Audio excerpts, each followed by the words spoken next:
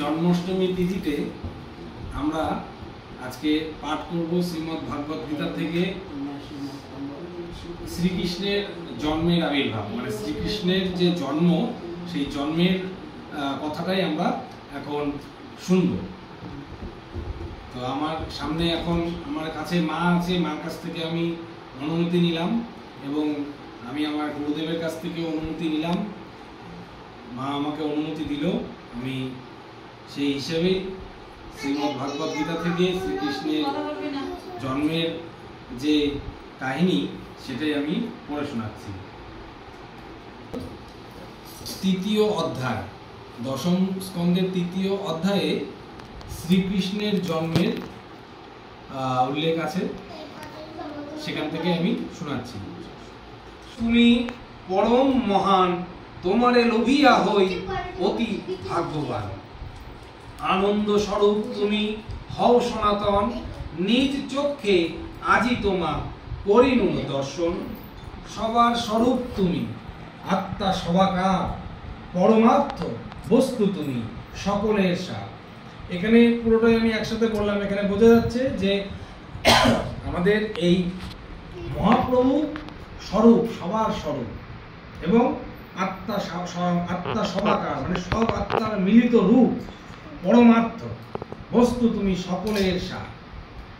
এই কৃষ্ণকে যখন নারায়ণকে বলছে ধ্যান করছিল বাসুকীদেব এবং দেবকী, তখন ধ্যানে বলছে, প্রভু তুমি আমার পুত্র রূপে আমাকে ধরা দাও। এই কথাই বলছে, পুত্র সম, মানে আমার পুত্রের সমান তুমি করিব, যে মানে পুরো আমি পরিষ্কার করে বুঝিয়ে দিব। এই বলে শিশু রূপে দেবকীর গর্ভে সন্তান ধারণ করবে। সুচারু মোহন